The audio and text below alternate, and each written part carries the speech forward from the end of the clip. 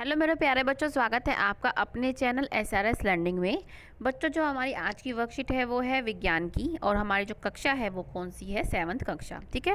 कार्यपत्रक का जो हमारा नंबर है वो है 11। हमारे में जो आज जो चैप्टर चल रहा है, मतलब इसमें जो चैप्टर चल रहा है वो क्या, पादपों में पोषण की अन्य विधियाँ हम आज ठीक है पढ़ेंगे। सबसे पहले हम पढ़ते हैं, फिर एक एक चीज़ डिस्कस करते हैं। क्या कि मनुष्य, देखो, मनुष्य और अन्य प्राणियों की तरह कुछ पादप भी अपने पोषण के लिए अन्य पादपों द्वारा निर्मित खाद्य पर निर्भर होते हैं। जैसे मतलब मनुष्य होते हैं ना, और दूसरे प्राणी, ऐसे ही कुछ जो है पेड़ भी, पौधे भी होते हैं जो क्या है, पौधों द्वारा बनाए गए खाद्य पर, मतलब खाने पर क्या है, निर्भर होते हैं।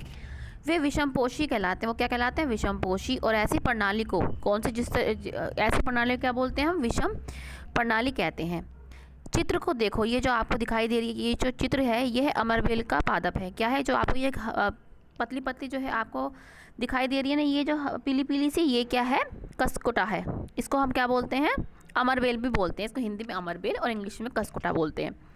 इसमें क्लोरोफिल नहीं होता। क्या नहीं होता, इसमें क्लोरोफिल नहीं होता। और आपने पहले पढ़ चुके हैं आप छोटी क्लास में या इसी चैप्टर में, अगर क्लोरोफिल नहीं है तो क्या है, ये क्या है, सोलर एनर्जी को कैप्चर नहीं कर पाएगा। अगर कैप्चर नहीं कर पाएगा तो क्या है, फोटोसिंथेसिस की प्रोसेस नहीं होगी। ठीक है बच्चों, ये अपना भोजन उस पादप से प्राप्त करता है जिससे ये आरोहित होता है, मतलब जिस पे ये क्या होता है, ये मतलब जिस पे ये लटका रहता है, उससे क्या है, अपना जो खाना है उसे लेता है। जिस पर ये आरोपित होते हैं वह पादप परपोषी कहलाते हैं। वो क्या कहलाते हैं, पादप परपोषी कहलाते हैं। क्योंकि अमरबेल जैसे पादप परपोषी को अमूल्य पोषकों से वंचित करते हैं, अतः इन्हें परजीवी कहते हैं। क्या कहते हैं, इन्हें परजीवी कहते हैं। ठीक है। अब क्या है, क्या आपने ऐसे पदार्थों को देखा तथा सुना है जो जंतुओं का भक्षण करते हैं। मतलब कहने का मतलब ये है कि आपने ऐसे पादपों को देखा है जो क्या, मतलब जंतुओं को ही खा लेते हैं। वो कभी सुना है, कभी देखा है? तो चलो अब देखते हैं। क्या, अब हम पढ़ना शुरू करते हैं। क्या कि कुछ ऐसे पादप भी होते हैं जो कीटों को पकड़ते हैं तथा उन्हें पचा जाते हैं। कुछ ऐसे पादप, मतलब कुछ ऐसे पेड़ होते हैं जो क्या क्या होता है, उन पे कीड़े बैठते हैं और उन्हें क्या है, पकड़ लेते हैं और उनको पचा लेते हैं।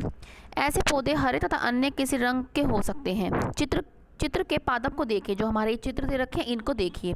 ठीक है। क्या है, घटपर्णी पादप और वीनस फ्लाई ट्रैप, ये दोनों जो पौधे हैं, जो पादप है, ये क्या होते हैं कि कीड़ों को खाते हैं।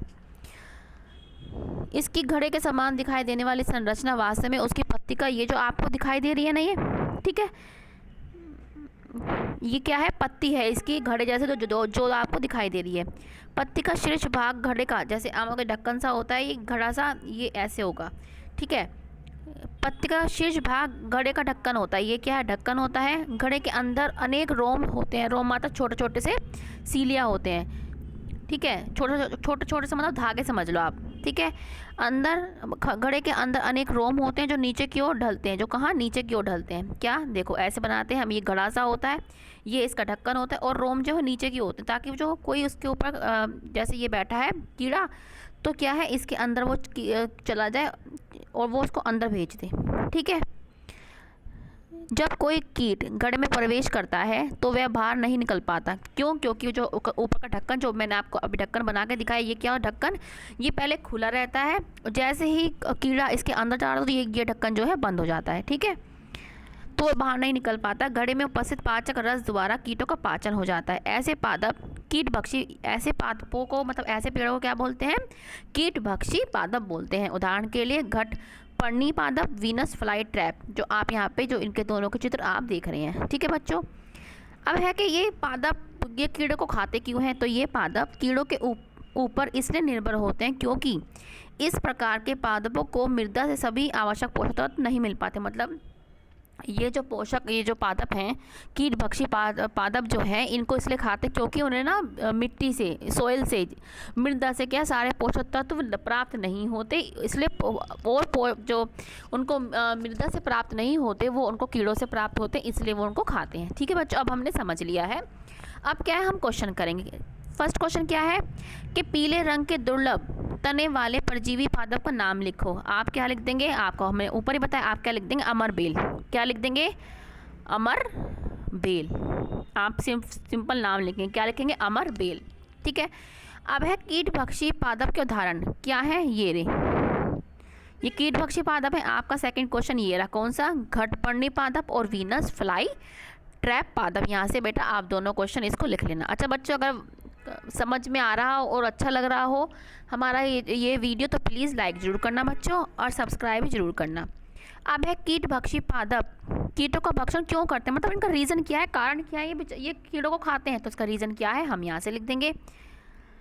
ये रहा आपका थर्ड क्वेश्चन, क्या कि ये पादप कीटों के ऊपर इसलिए निर्भर होते हैं क्योंकि इस प्रकार के पादपों को मृदा से क्या है, सभी प्रकार के पोषक तत्व प्राप्त नहीं होते, इसलिए क्या है, ये क्या है, कीटों पे निर्भर होते हैं। ठीक है, अब हमारा चौथा क्वेश्चन है, फोर्थ क्वेश्चन और लास्ट, क्या? परजीवी व कीटभक्षी पादप द्वारा किस प्रकार के पोषण का उपयोग किया जाता है? कौन से पोषण का उपयोग किया जाता है? हम लिख देंगे विषमपोषी प्रणाली।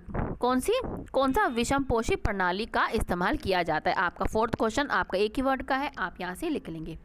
ठीक है, तो बच्चों ये हमारी आज की वर्कशीट है, और हमें देखो क्या संदेश है लाया है आज।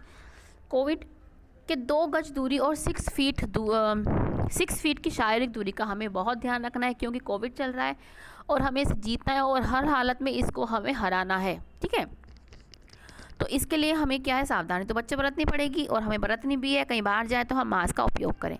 ठीक है बच्चों, तो मिलते हैं आगे के वर्कशीट के साथ। बच्चों हमारा चैनल सब्सक्राइब मत करना, ये आपकी तरफ से हमारी गुरु दक्षिणा होगी और हेल्प भी होगी। ठीक है बच्चों, तो अब मिलते हैं आगे की वर्कशीट के साथ, और हमेशा खुश रहिए बच्चों और मुस्कुराते रहिए। बाय बच्चों।